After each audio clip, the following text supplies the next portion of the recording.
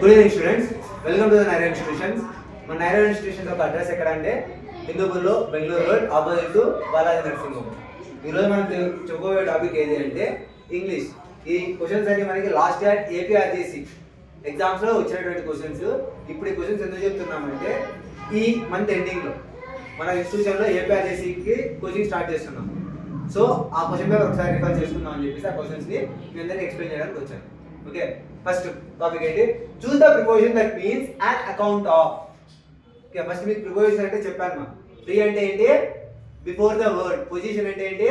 ఒక వర్డ్ యొక్క ముందు వచ్చే పొజిషన్ లో ఏ వర్డ్ రావాలి. మనం ఈ an అకౌంట్ ఆఫ్ అనే వర్డ్ ఎక్కడ యూజ్ చేస్తాం? First an account of meaning అంటే ఏంటి? దాని బదులు లేదు దానితో అని. మన కింద ఉన్న వర్డ్స్ తో దానికి సినోనిమ్ గా వచ్చే వర్డ్ ఏది మా? Due to. ఓకే, అంటే ఏంటి? దీని యొక్క సినోనిమ్స్ ఐడియా ఉన్న మనము ఈ ప్రిపోజిషన్ ని రాయొచ్చు. దీని యొక్క ఆన్సర్ ఏంటి? Due to. Next one, it's time you dash go to bed. ఇక్కడ కూడా ఏమొస్తారంటే ప్రిపోజిషన్ రాయాలి. ఓకే, ఇక్కడ చూడండి, మనం ఈ ప్రిపోజిషన్ ఐడెంటిఫై చేయడానికి అలాంగ్ టెన్సెస్ యూజ్ చేసుకుందాం. టెన్సెస్ ని చూస్తూ ప్రిపోజిషన్ ఏది రాయాలో చెప్పుకుందాం.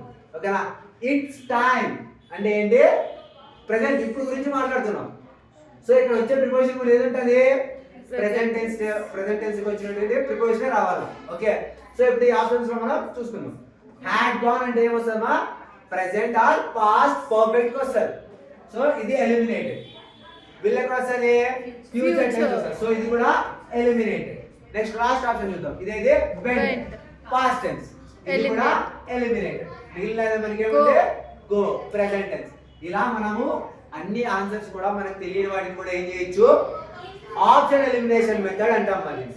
ఓకే, పైన ఉన్న టెన్స్ సెంటెన్స్ లో ఏ టెన్స్ ఉంది దానికి సంబంధించిన ప్రిపోజిషన్ రావాలి మనకి ఇక్కడ.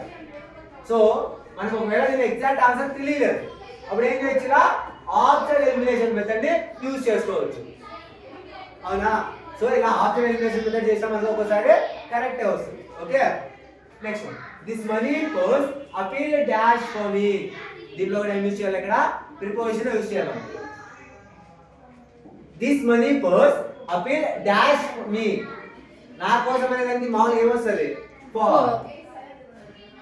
ఓకే, నెక్స్ట్ ఈ టాపిక్ వచ్చేసి మనకు నార్మల్ ఏపీఆర్జేసీ క్వశ్చన్స్ 3 or 4 వస్తాయి. ఒక సెంటెన్స్ ఇస్తారు, ఆ సెంటెన్స్ యొక్క ప్రోగ్రెస్ అనేది ఎక్కడ ఉంది అంటే ఈ సెంటెన్స్ మనకి దేన్ని ఇండికేట్ చేస్తుంది? ఇప్పుడు మాట్లాడుతున్నామా, లేదా పాస్ట్ లో జరిగిపోయిన సెంటెన్సా, లేదా ఫ్యూచర్ లో అయిపోయిన సెంటెన్స్ అని చెప్పి ఇండికేట్ చేయడానికి ఇది యూజ్ అవుతుంది. చూడండి, the bus is moving. Is అంటే ఏ టెన్స్? Present tense. మూవింగ్ అంటే కంటిన్యూస్. ప్రెసెంట్ కంటిన్యూస్ అంటే ఇప్పుడు జరుగుతున్న సెంటెన్స్ ఇది.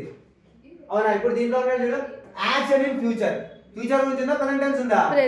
సో ఇది eliminated. Unreal past, already past ఇచ్చాడు. సో ఇది కూడా ఆప్షన్ ఎలిమినేటెడ్. ఫ్యూచర్ ఏంటి అంటే ఫ్యూచర్ అనే ఇది ఎలిమినేటెడ్. మిగిలిన ఏంటి మనకి? Action in progress. ఇప్పుడు జరుగుతుంది. ప్రెసెంట్ టెన్స్ లో అంటే ఇప్పుడు జరుగుతున్నట్టే కదా, కాబట్టి option A is the correct answer. Next, in a personal identity చూడండి. మీకు లెటర్స్ లో ఎప్పుడు కూడా మనము లెటర్ రాయడం నేర్పించింటారు మీకు స్కూల్లో అంతా. మీ స్కూల్స్ ఆర్ కాలేజెస్ ఏమి నేర్పిస్తారు? లెటర్ రాయడం నేర్పిస్తారు అంతే. బట్ దాంట్లో ఉండే పార్ట్స్ అనేవి ఏమి చెప్తాయి, ఎక్కడ యూజ్ చేస్తాం, వాటిని ఏమంటామని చెప్పి చెప్పారు. ఇప్పుడు మనం లెటర్ రాయేటప్పుడు డేట్, ప్లేస్ రాస్తాం. ఆ కాలం యొక్క నేమ్ ఏంటి? అడ్రస్ రాస్తాం. ఆ కాలం యొక్క నేమ్ ఏంటి? సబ్జెక్ట్ రాస్తాం. ఆ సబ్జెక్ట్ ఎందుకు రాయాలి? బాడీ ఆఫ్ ది లెటర్ రాస్తాం. ఆ బాడీ ఆఫ్ ది లెటర్ లో ఏమొస్తుంది? దాంట్లో ప్రీ కన్వర్జేషన్ ఏంటి, పోస్ట్ కన్వర్జేషన్ ఏంటి, ఇవన్నీ మీకు స్కూల్స్ లో చెప్పారు. మీరు ఒకవేళ మా నైరాలో జాయిన్ అయితే ఆ parts of letter, body parts of letter లో ఉన్నటువంటి పార్ట్స్ అన్నిటికీ కూడా ఏమొస్తుంది, వాటిని ఎందుకు యూజ్ చేయాలా, ఎలా యూజ్ చేయాలని చెప్పేసి ఇక్కడ నేర్పిస్తాం. ఓకే, ఇప్పుడు చూద్దాం. In a personal letter the main point is return in. ఒక పర్సనల్ లెటర్ రాయేటప్పుడు మెయిన్ పాయింట్ ఎక్కడ రాస్తామని. ఓకే, దీని యొక్క ఆన్సర్ అయితే బాడీ ఆఫ్ ద లెటర్ లో రాస్తాం. ఓకే, బట్ దీని యొక్క ఎగ్జాక్ట్ సొల్యూషన్ మీరు తెలుసుకోవాలి అంటే ఒకసారి మా నైరాని విజిట్ చేయండి. నెక్స్ట్ వన్, లిజన్ సీరియస్ చూడమ్మా. మీరు ఎవరైతే సీరియస్గా ఏపీఆర్జేసీకి మేము ఎగ్జామ్ రాయాలి అనుకుంటున్నాము, వాళ్ళకి ఇంగ్లీష్లో వచ్చే మెయిన్ టాపిక్స్ ఇవేనా?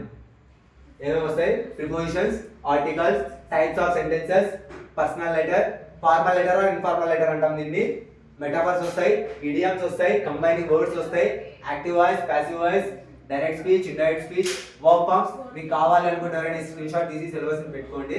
వీటి యొక్క క్లాసెస్ కూడా డైలీ నేను ఈ నైరా ఇన్స్టిట్యూట్ గ్రూప్లో అప్లోడ్ చేస్తూ ఉంటాను. మీరు ఒకవేళ ఇక్కడికి రాలేని వాళ్ళు అక్కడ కూడా చూసుకోవచ్చు.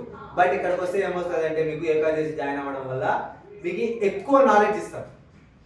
ఓకే, ప్రతి ఒక్క టాపిక్ గురించి మీకు ప్రతి ఒక్క video for example direct speech, indirect speech చెప్పాలి అంటే ఒక క్లాస్లో చెప్పేలేదు. సో దానికి మినిమం 2-3 క్లాసెస్ పడతాయి. అదే కొన్ని వీడియో సెషన్ చేసేటప్పుడు కొన్ని ఎడిటింగ్లో ఎగిరిపోతాయి, టాపిక్స్ మిస్ అవుతారు. సో మీరు డైరెక్ట్గా ఇక్కడ విజిట్ అయ్యి ఒకసారి మాతో కన్సల్ట్ అయితే మీకు ఏపీఆర్జేసీకి ప్రిపరేషన్ కాకుండా ఇంగ్లీష్ గ్రామర్ మీద ఒక ఫుల్ నాలెడ్జ్ వస్తుంది. ఓకే, అండ్ ఈ నైరా ఇన్స్టిట్యూషన్ అనేది నాట్ ఓన్లీ ఏపీఆర్జేసీ కోచింగే కాదు, మేము ఇక్కడ ట్యూషన్స్ కూడా కండక్ట్ చేస్తున్నాము. మాకు డైలీ ఇక్కడ 3 hours ఉంటుంది. సో అందులో 1 hour మాత్రమే మేము ఏపీఆర్జేసీకి యూజ్ చేసుకొని మిగిలిన 2 hours మీ పబ్లిక్ ఎగ్జామ్. మీ పబ్లిక్ ఎగ్జామ్లో మీరు 570 ఎలా స్కోర్ చేయాలి, దానికి తగినటువంటి టైం టేబుల్ అంతా మేము ప్లాన్ చేసుకొని ప్రిపేర్ చేసుకొని పెట్టుకున్నాం. ఎవరైనా ఇంట్రెస్ట్ ఉండే వాళ్ళు జాయిన్ అవ్వండి. మీకు 570 or 550 అబౌవ్ తెప్పించే బాధ్యత ఇక్కడ ఉన్న Naira institution. Thank you for this opportunity.